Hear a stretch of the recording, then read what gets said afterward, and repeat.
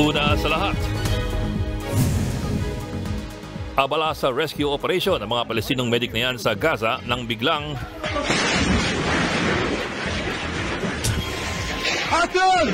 nasapul sila ng malakas na pagsabog. Ang mga sasagip sana sa mga biktima ng gera, sila bigla ang kinailangang saklolohan. Ang iba pang detalye ng balitang yan, abangan maya-maya lamang. Magandang gabi, Pilipinas. Sa Frontline tonight, mga manggagawang 10,000 pesos ang buwanang sahod, 500 pesos na ang babayarang kontribusyon sa PhilHealth ngayong taon. Mga minimum wage earners umaaray. House Deputy Speaker Ralph Recto nanumpa na bilang bagong Finance Secretary. Unang direktiba sa kanya ni Pangulong Marcos, gawa ng paraan ng patuloy na pagtaas ng presyo ng mga bilihin. China, pumalag sa pahayag ng Germany na nababahala na raw ang Europa sa tensyon sa West Philippine Sea. Wala raw silang karapatang makialam. Sangkaterbang repolyo itinatapon na lang sa bangin sa Ifugao. Mga magsasaka, luging-lugi matapos bumagsak sa 2 piso ang bentahan kada kilo. Mga biyahero, pinaghahanda sa matinding traffic sa NLEX ngayong weekend dahil sa concert ng K-pop group na 17. At sa mga naghahanap ng weekend adventure, ipapasyal tayo ni Johnny sa isang bagong indoor park na siguradong mag-e-enjoy ang buong pamilya o barkada.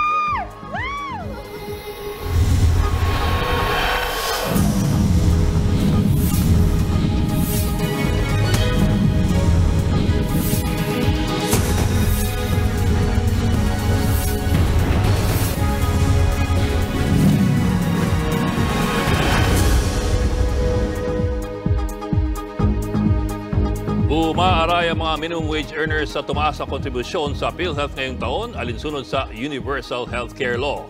Umaapila naman ang isang mambabatas na ipatigil ang dagdag kontribusyon. Nasa frontline balitang yan, Marian Enriquez. Maagang pumila para magbayad ng monthly premium sa PhilHealth ang voluntary contributor na si Jelina Kanina. Minimum wage earner ang 50 anyos na factory worker. Kaya medyo masakit daw sa bulsa ang pagtaas ng premiums ngayong taon. Ang dating 400 pesos na binabayaran kada buwan, 500 pesos na ngayong Enero. Siyempre mabigat na yun, lalo na sa akin. Yung trabaho ko, ano lang naman, mababa lang naman. Tapos ganun kalaki yung babayaran, mabigat sa akin yun. Kasi solo parent ako. Ang premium increase ngayong taon hanggang 2025 ay alinsunod sa Universal Healthcare Law. 5% na ito ngayong taon mula sa dating 4%. 500 pesos na ang minimum na babayaran ng mga buwanang may sahod na 10,000 pesos. Kung mas mataas naman dyan hanggang 99,999 pesos, maglalaro sa 500 pesos hanggang 5,000 pesos ang monthly premium. Pinakasagad naman ay 5,000 pesos na bayad sa sumisweldo ng 100,000 pataas. Babayaran niya ng buo ng voluntary contributor. Ang mga empleyado, kalahati sa pagbabayad ang kanilang employer. Gusto namin across the board, lahat yan. I-increase namin substantially yung benefit packages. Kailangan po namin ng additional funds. Paano naman yung mga miyembro na walang kakayahang magbayad ng sarili nilang premiums pero nangangailangan? Ginagawa silang indirect contributors na kapareho ng benepisyo ng mga direktang nagbabayad. May assessment ang ating ahensya ng gobyerno, particularly DSWD, na siya po yung nag-evaluate nito and magiging kasama po sa listahan ng mga indigent members natin, that our national government is the one paying that premium para sa atin. Pero para kay Gabriela Party List Representative Arlene Brosas, dapat ipagpaliban ang contribution hike. Insensitive aniya ito sa mga manggagawang pinagkakasya lang ang sahod. Tanong niya, bakit daw hahayaang taasan ang kaltas ng mga miyembro para sa ahensyang dawit sa korupsyon? Noong nakaraang taon, sinuspindi ni Pangulong Bongbong Marcos ang pagtaas ng premium sa 4.5% dahil sa epekto ng pandemya sa ekonomiya. Pero ngayon, sabi ng PhilHealth, wala pa naman daw direktiba mula sa palasyo kung ititigil ito. Going forward po, if ever na meron kaming instruction or directive from Malacanang, we will comply po. No? But since as of today, wala pa po.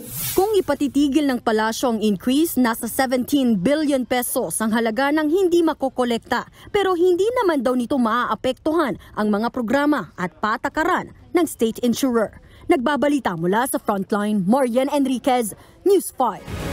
Tugunan ng mahal na presyo ng mga bilihin at puksayin ng smuggling at mga nandaraya sa buwis. Yan pong direktiba ni Pangulong Bongbong Marcos kay bagong Finance Secretary Ralph Recto. Malaking hamon din daw na haharapin ni Recto ang lumulobong utang ng bansa. Nasa frontline ng balitang yan, Maricel Halili.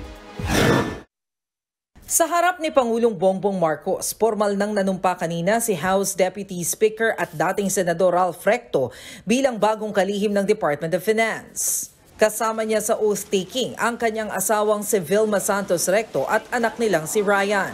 Kasama niyang nanumpa ang negosyanteng si Frederick Go bilang Special Assistant to the President for Investment and Economic Affairs. Ayon sa Pangulo, matagal-tagal din niyang niligawan si Recto na tanggapin ang posisyon.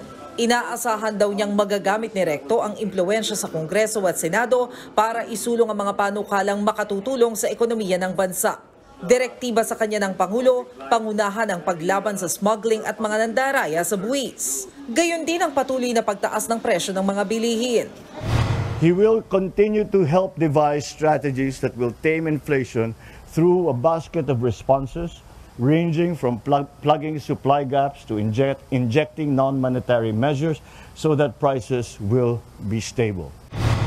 Bukod sa pagiging kongresista at senador, naging dating kalihim din ng National Economic and Development Authority o NEDA si Recto at naging author ng batas sa value-added tax. Pinalitan ni Recto si dating Secretary Benjamin Diokno na pinili raw bumalik sa Monetary Board ng Bangko Sentral ng Pilipinas.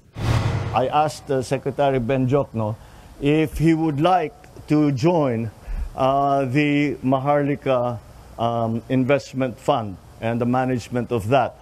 But he begged off, saying that this is the investment fund, a sovereign fund, is not with what he feels is a specialty of his. Sa isang pahayag naman, sinabi ni Diokno na proud siya na iiwan niyang nasa mas maayos na lagay ang ekonomiya ng bansa at ang Department of Finance kumpara sa naabutan niya noong 2022. Suportado ng kanyang mga kapartido sa Nationalista Party ang pagkakatalaga kay Recto. Ayon sa spokesperson nito na si Representative Camille Villar, wala silang duda na kayang madala ni Recto ang bansa sa tinatawag na fiscal prosperity. Pati ang Philippine Chamber of Commerce and Industry naniniwalang nararapat na maging Finance Secretary si Recto dahil sa kanyang malawak na karanasan at kakayahan. Para sa dating presidente ng PCCI na si George Barcelon, isa raw sa mga malaking hamon na kakaharapin ni Recto ay ang lumolobong utang ng Pilipinas. It's a challenging position considering that we have one of the highest debt to GDP. Our debt has been increasing quite substantially. We're almost 14.7 trillion, and by the end of 2024, it's expected to be about almost 16 trillion. So that's a challenge because as finance, he has the responsibility of making the coffers of the government enough to service. Magiging pansamantalang caretaker ng 6th District ng Batangas sa Speaker Martin Romualdez habang wala pang humahalili sa naiwang posisyon ni Recto. Nagbabalita mula sa Frontline, Maricel Halili, News 5. Inamin ng grupong pirma na sa kanila ang signature form na pinapakalat para makakuha ng suporta sa charter change. Sa Davao City, meron na ring mga residenteng pikit matang pumirma sa form kapalit ng ayuda. Narito ang report. Dabaweños are not for sale. Ito ang katagang laman ng mga karatulang nakapaskil sa mga kalsada sa Davao City. Pangontra raw yan sa mga kumakalat na signature campaign sa lungsod na nangihikayat ng People's Initiative para sa charter change. May kapalit daw na ayuda ang pipirma, kaya ang ilan, pikit matang lumagda. Papirma lang dala nilang papel. Pinapirma lang kami sa dala nilang papel. Hindi ko na binasa. Diretso na lang ako pumirma. Kasi meron daw ipapamigay sa amin. Panghatag sa mua. Chacha man daw to. Charter change daw yun. Pumirma lang din kami kasi sabi nila survey lang daw. Nakausap din ng News 5 ang inutusang mangalap ng pirma. Depensa niya, hindi sapilitan ang pagpirma bagamat nagbigay sila ng coupon para sa hanggang 3,000 pisong ayuda. Ang People Initiative. Merong iba na hindi na lang namin pinipilit. People's Initiative nga. Ibig sabihin, hindi sapilitan. Pipirma ka man o hindi, at least pinag-intindi namin kung ano ang nakalagay sa papel. Nauna nang sinabi ni Davao City Representative Paulo Duterte na ang kampo ni PBA Party List Representative Mix Nograles ang may pakana ng pirmahan. Wala pang pahayag dyan si Nograles. Ang grupong People's Initiative for Reform, Modernization and Action o PIRMA na naglabas kamakailan ng isang paid TV advertisement, inaming sa kanila ang pinakakalat na signature forms para sa charter change. Ito rin ba ho yung may pangalan po na nakalagay na Attorney Anthony Abad? I am just confirming sa iyo na itong papel na pinakakalat ngayon ay sa inyo. Yes or no po? Sa amin yan. Okay, sa sige. amin Okay. yan. Sa amin Very good. yan. Sige. Sa amin yan. Pag-amin pa ng pirma, target talaga nilang pag-isahin na lang ang boto ng Kamara at Senado para sa Chacha. Ang aming panukala ay dapat unicameral nga at ang voting ay maging jointly instead of separately.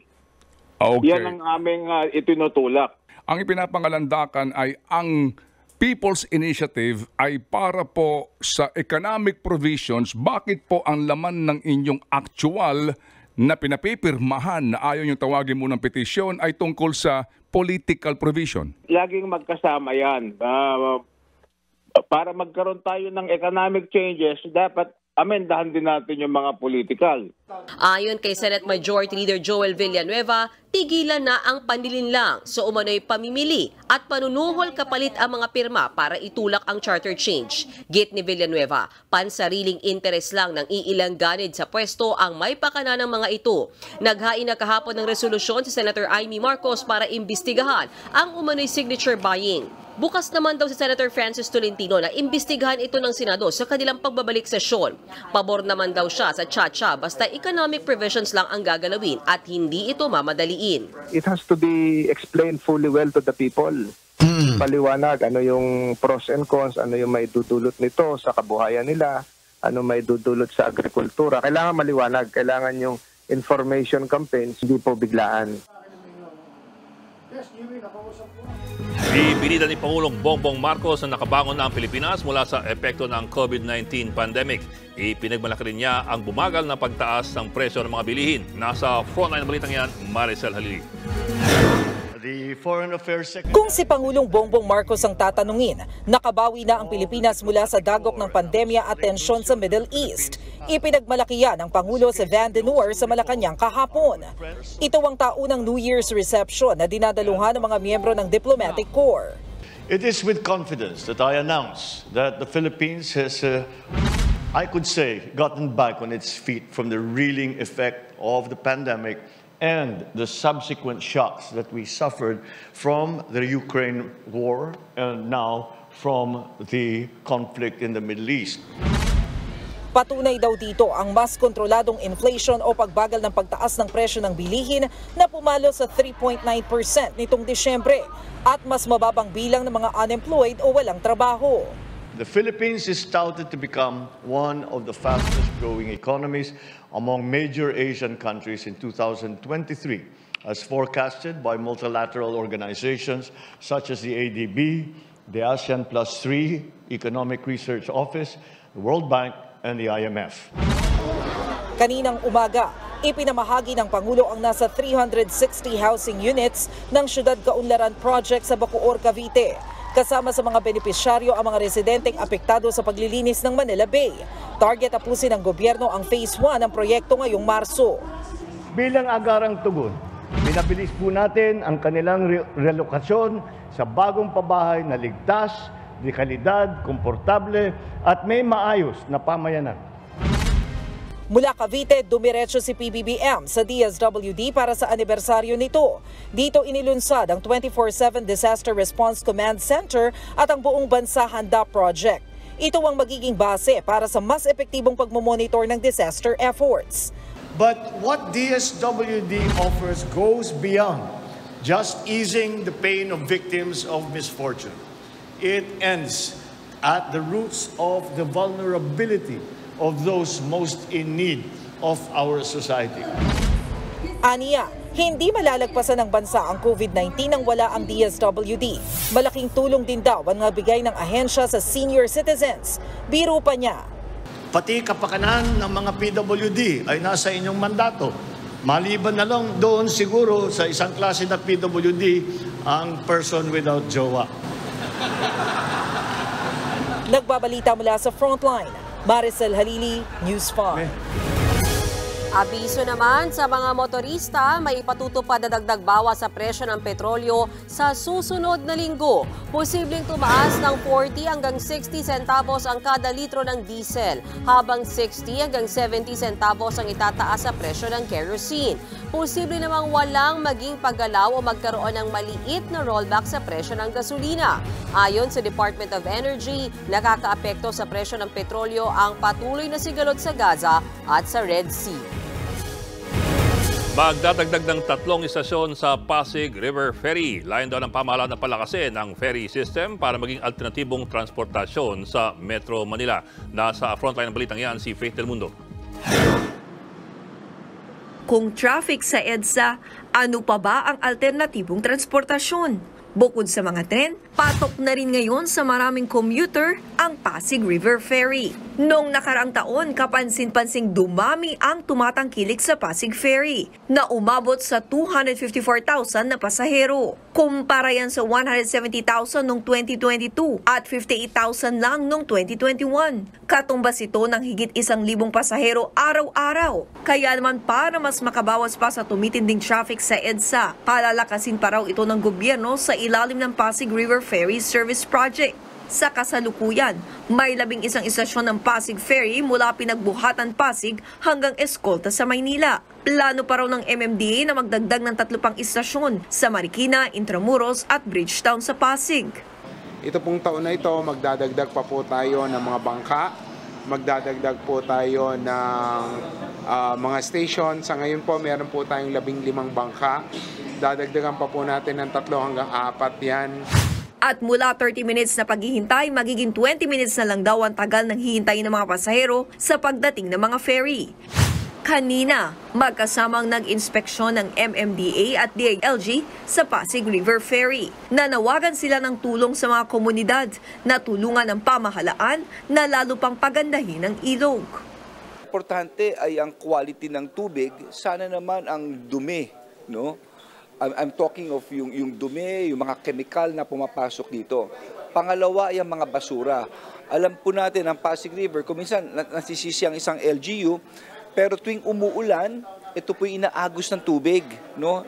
Wag natin sisihin yung lugar na yun, for all we know, ito yung naagos galing sa ibang LGU. Malaki na po ang improvement ng Pasig River. Yun din pong feedback sa amin ng mga sumasakay dito ay hindi na po ganoon maamoy.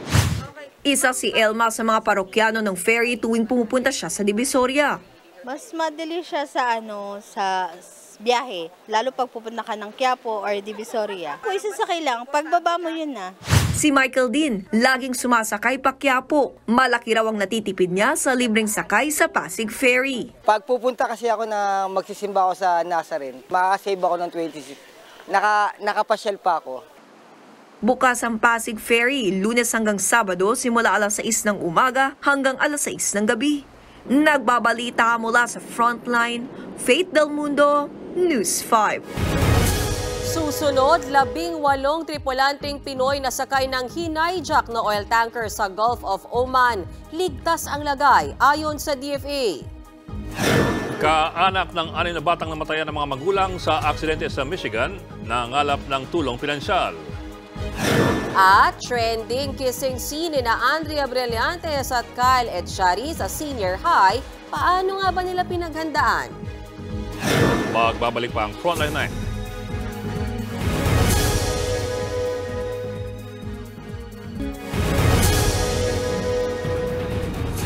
9. Ligtas daw ang 18 tripulanteng Pilipino na sakay ng isang oil tanker na hinijack ng Iran sa Gulf of Oman. Mali namang kinundinan ng Amerika ang paglusob na yan ng Iran. Nasa Frontline balitang yan si Marian Enriquez.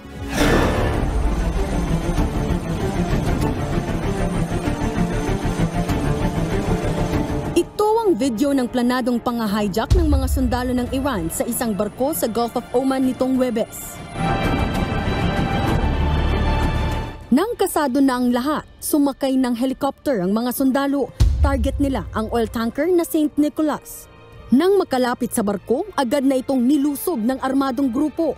Ayon sa United Kingdom Maritime Trade Operations, 4 hanggang 5 tao ang sumampa sa oil tanker. Sa report naman ng isang British maritime security firm, nilusob ang barko sa bahagi ng Sohar City.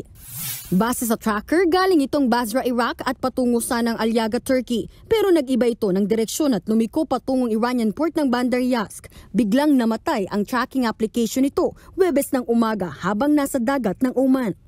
Ayon sa Iranian state media, ang paglusob na yan ng Iran ay paghihiganti nila sa pagkumpiska ng Amerika sa parehong tanker na dati raw pagmamay-ari ng Iran. Kinundena naman ito ng Amerika. This unlawful seizure of a commercial vessel is just the latest behavior by Iran or enabled by Iran aimed at disrupting international commerce. Iran and Iran-enabled provocative actions like this are a menace to the global economy and it must cease. Isang Greek company ang nag-ooperate ng barkong St. Nicholas. Karga nito ang 145,000 metric tons na langis at may sakay na 19 na crew members. Isa ay Greek national habang 18 ay mga Pinoy. Ayon sa ating Department of Foreign Affairs, ligtas naman ang ating mga kababayan. Well, according to our ambassador in Iran, Iran sometimes does that. They take a ship and then eventually mapapakawalan din. They are not hostages per se. But they're safe. They're safe. But, okay, they're always safe pag may inuunip. Nakikipag-ugnayan na rin daw ang Department of Migrant Workers sa pamilya ng mga tripulanting Pinoy. Nagbabalita mula sa Frontline, Marian Enriquez, News 5. Nanawagan ng tulong ang pamilya ng mag-asawang Filipino-American na nasawi sa car crash sa Michigan, USA. Humihingi sila ng tulong pinansyal para sa 6 na anak ng mga biktima. Edad 2 hanggang 9 na taong gulang pa lang ang mga naulilang bata. Nasawi sina Ryan at Jen Ambrosio habang pauwi ang kanilang pamilya sakay ng SUV matapos salpukin ng humaharurot na pickup truck noong January 6. Tumatakas pala sa pulis ang lalaking driver ng pickup dahil nakaw ang sasakyan. Nangako ang Michigan County na mahaharap sa pinakamatinding parusa ang suspect. Nagpaabot na ng pakikiramay ang Commission on Filipinos Overseas sa pamilya Ambrosio. Tablado sa China ang pahayag ng isang opisyal ng Germany kaugnay sa tensyon sa West Philippine Sea. Habang nasa Pilipinas, sinabi ni German Federal Foreign Minister Annalena Baerbock na nababahalang Europa sa nangyayari sa pinag-aagawang teritoryo. Kabilang nga dyan ang pangle-laser at pag-water cannon ng China sa mga barko ng Pilipinas sa West Philippine Sea. Pero banat ni China Foreign Ministry spokesman Mao Ning, walang karapatang manghimasok sa maritime disputes nila sa Pilipinas sa mga bansang hindi taga Southeast Asia. Committed daw silang ayusin ang problema sa pamamagitan ng dialogo at ng konsultasyon. Katunayan daw nito ang tatrabaho ng China at ASEAN countries na Code of Conduct sa South China Sea. Unang nangako ang Germany na magbibigay ng dagdag na mapping drone sa Pilipinas para sa maritime surveillance tuwing may kalamidad. Magkakaroon din ng mga training ang Germany at ang Philippine Coast Guard. Susunod, toneladang repolyo sa Ifugao itinapon lang sa bangin. Mga Palestinian rescuers sa Gaza nasa pool ng malakas na pagsabog.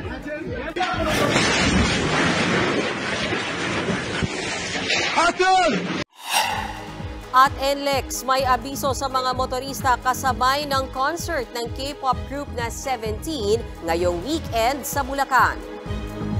Tutok lang mga kapatid dito sa Frontline Tonight.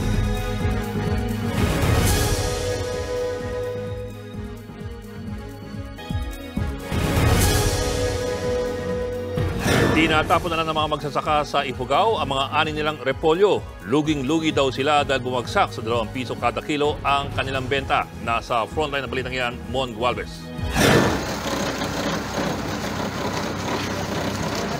Imbis na dalhin sa trading post sa Benguet, Itinapon na lamang ng magsasakang si Brent Pulano ang mga ani niyang repolyo sa kanyang bayan na Tinok, Ifugao. Aabot sa 6 na tonelada ng repolyo ang napilitang itapon ni na Brent at ang kanyang mga kapwa magsasaka sa bangin. Unti-unti na raw kasi itong nabubulok. Hindi naman nila ito madala sa Benguet dahil hindi tumataas ang presyo ng repolyo sa trading post. Noong Sabado, bumulusok sa 2 hanggang 3 piso ang kada kilo ng repolyo. Malayo yan sa average o normal na presyo na 12 hanggang 16 na piso kada kilo. Ngayong araw, 4 na piso kada kilo ang presyo ng repolyo. Kaya ang ilang magsasaka, pinatos na ito kahit pa alam nilang malulugi sila. Sa ganitong presyo negative, mapa-disposer siya or mapa-farmer. Kasi sa presyo na 3 na yun, hindi lalabas yung mga expenses niya. Sa transportation pa lang, 3 sana or 2 sa transportation yung from Kibungan to dito. Pero hindi napapalabas kasi nga sa presyo.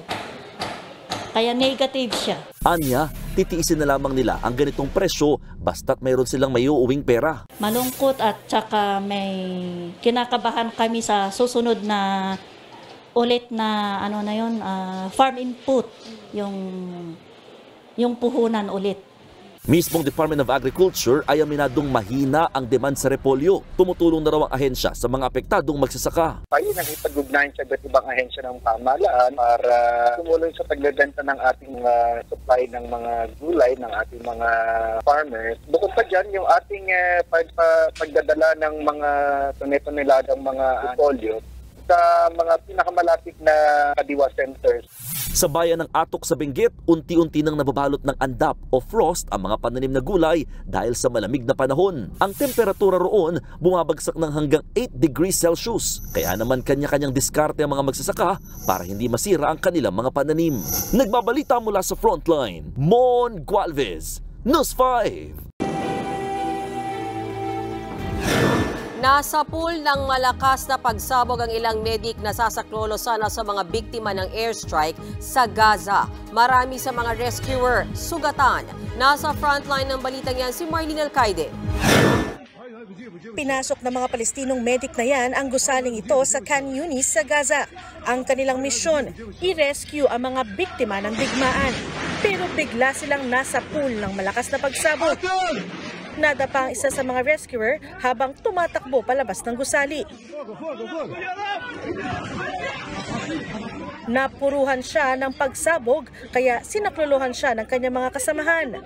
Tumulong na rin ang iba pang rescuers sa pagsagip sa mga kabaro nilang nasa pool ng debris. Ayon sa Palestinian Civil Defense, walang nasawi sa pagsabog pero marami sa mga rescuer ang sugatan. Hindi pa naman malinaw kung ang pagsabog ay dulot ng airstrike ng Israel Defense Forces. Sunod-sunod ding isinugod sa ospital na ito sa Khan Yunis ang ilang paslit na biktima ng gera. Himala silang nakaligtas sa serye ng pambobomba sa isang residential area sa Khan Yunis. Ayon sa mga residente, walang awat ang pagpapaulan ng missiles ng Israel kahit pa sa mga bahay ng sibilyan. Pero sabi naman ng Israel Forces, ginagawa silang mga human shield ng Hamas. Sa huling tala ng mga otoridad, umakyat na sa halos 23,500 ang patay sa higit 3 buwang digmaan. Higit 59,000 naman ang mga sugatan. Humarap ang mga opisyal ng Israel sa United Nations International Court of Justice sa The Hague, Netherlands. Inakusahan sila ng South Africa ng genocide. Patunay raw dyan ang dami ng mga sibilyang pinatay ng Israel sa giyera. Depensa naman ng Israel, hindi ito maituturing na genocide dahil nasa gitna sila ng giyera. Nagbabalita mula sa Frontline, Marlene Alcaide, News 5.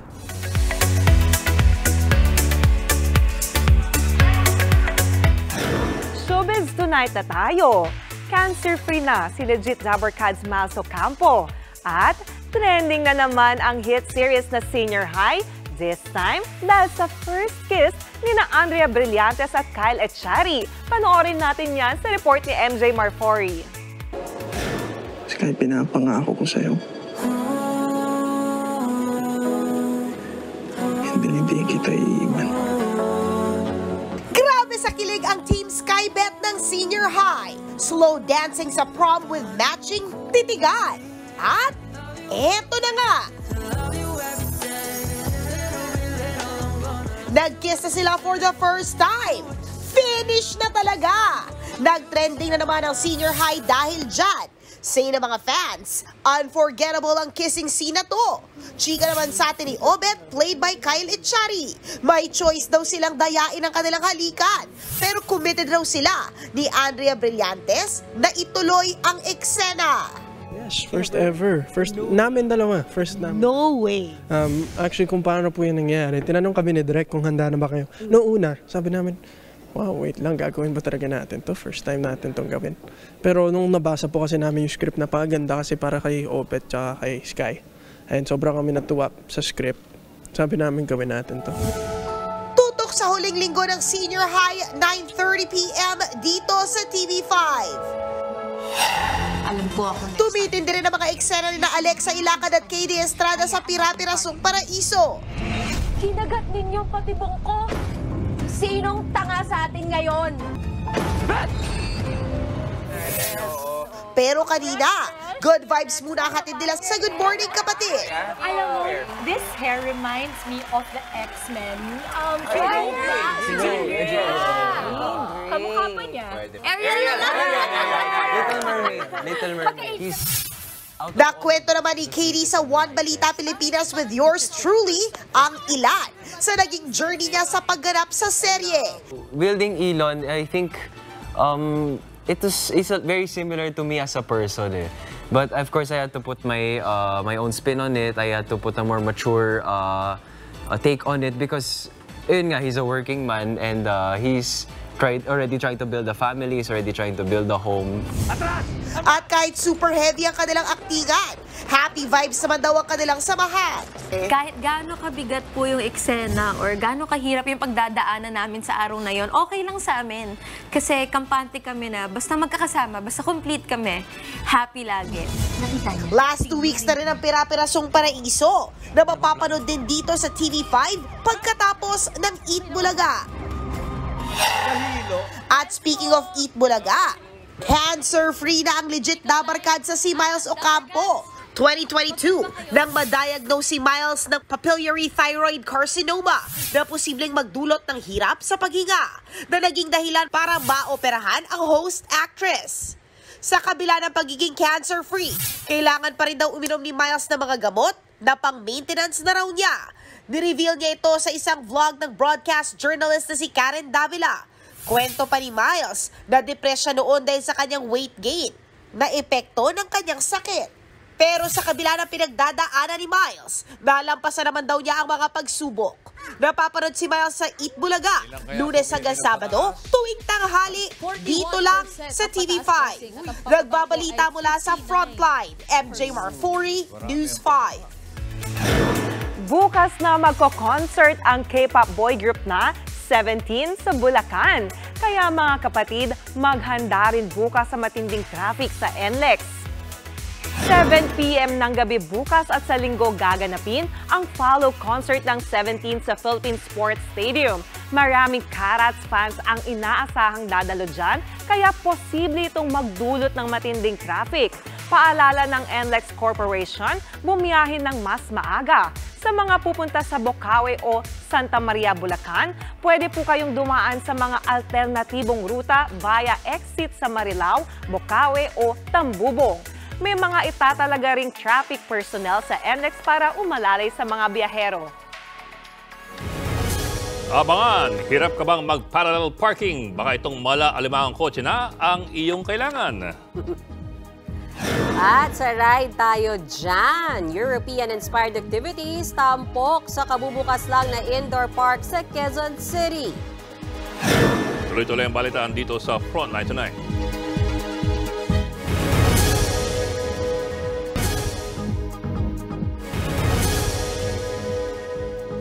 Uy mga kapatid, tara na sa Palawan. Lalo na ngayong itinanghal ang probinsya bilang isa sa top trending destinations sa buong mundo.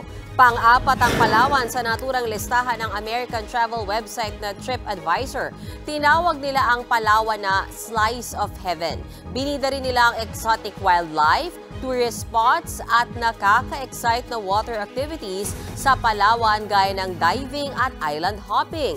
Dahil dyan, lalo pa raw ipopromote ng Department of Tourism ang ganda ng Palawan sa buong mundo. Bukod sa Palawan, heto naman ang iba pang pasok sa top trending destination list. Nanguna ang Tokyo, Japan. Pumangalawa naman ang Seoul, South Korea at sinundan ng Halong Bay sa Vietnam. Pasok din ang Phnom Penh, Cambodia at Kuala Lumpur, Malaysia.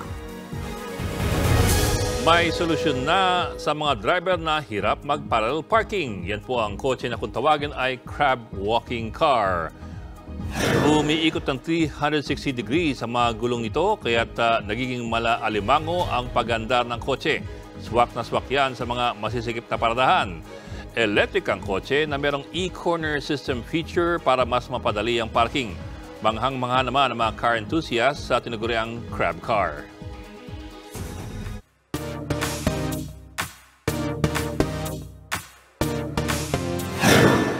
New Year, new weekend trip! Dinadayo ngayon ng isang European-inspired indoor park sa Quezon City. Siguradong mag-e-enjoy at may exercise dito ang buong pamilya o barkada. Tara, ride tayo dyan!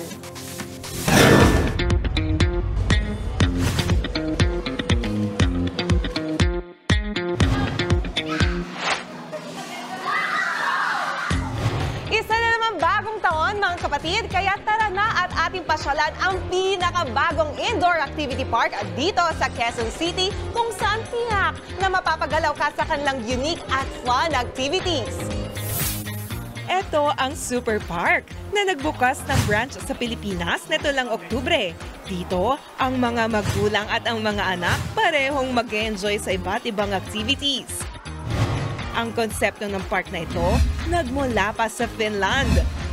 Majority or all of our activities came from Europe and then we bring it here so at least Filipinos can really enjoy yung mga competitive activities na hindi nila makikita kadalasan sa Pilipinas. Aside from the whole family encouraging playing together, we ensure that most of the kids, you are the motor. You will be incorporated in the game. So you will be forced to move. In fact, there is a study in Finland conducted by one of the universities in collaboration with Super Park Finland.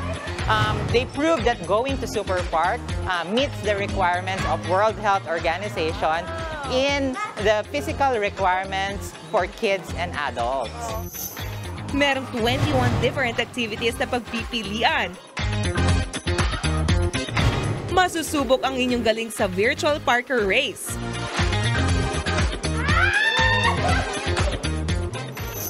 Meron ding indoor rock climbing wall with a twist.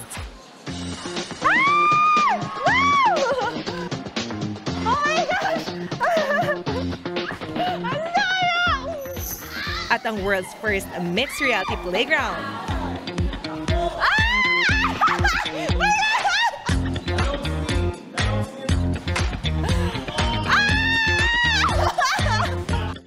Akala namin easy kasi we saw the kids Sabi namin, oh, wala lang to po. Pero sweating kami ngayon. Sobrang fun po talaga. Yes, definitely po. It's not only for the kids, it's for everyone talaga. Family and friends po. Maganda siyang puntahan. It's for the family, old and young. Kasi ang daming pwedeng gawin. Kahit si parent, kahit si grandpa, saka si grandma mag-e-enjoy dito. In general, awesome. Para sa mga gustong bumisita sa Super Park, maaaring mag-book sa kanilang website sa halagang 650 para sa regular ticket at 750 sa Super Day ticket. Ma-enjoy nyo na ang iba't ibang activities sa loob ng 2 oras. Nakakapagod pero napakasaya. Talaga namang super fun and active experience ito. Hindi lang pang bata, para sa lahat ng edad din. Kaya mga kapatid, samahan niyo ulit ako na makadiskubre ng mga bagong pupuntahan dito sa Ride Tayo Dyan. Sabay na siya, di ba? Labas na ako. Akala ko ba hindi ka nasisigaw? I tried, Bok. I tried. Kanina, di ba? Nag-deny pa siya. Sabi niya, sinigaw ka. Sabi niya, wala dyan. Nasa ibang shirt yun. Wala akong narinig. Sigaw tayo dyan. Hindi, pero mukhang sure naman na ma-enjoy ng mga kababayan natin. Yes. Enjoy ka doon. Oo. Pero talagang mas ma-enjoy pagkasama yung mga bulingkit, mga bagets. Parang gusto ko isama si Bok doon eh. Oo nga, pag siya hindi sumigaw Oo. Ako pa, hindi ako sisigaw dyan. Ano magpapasigaw sa'yo, Bok? Delikada yan. Yan po ang 45 minuto pag-imas malagang headlines. Balitaan at diskusyon para sa paghubog ng matalinong opinyon. Kami yung kasangga sa balita. Ako po si Mayan Los Baños. Ako naman po si Ed Lingao. Hanggang sa lunes mga kapatid. Magandang gabi.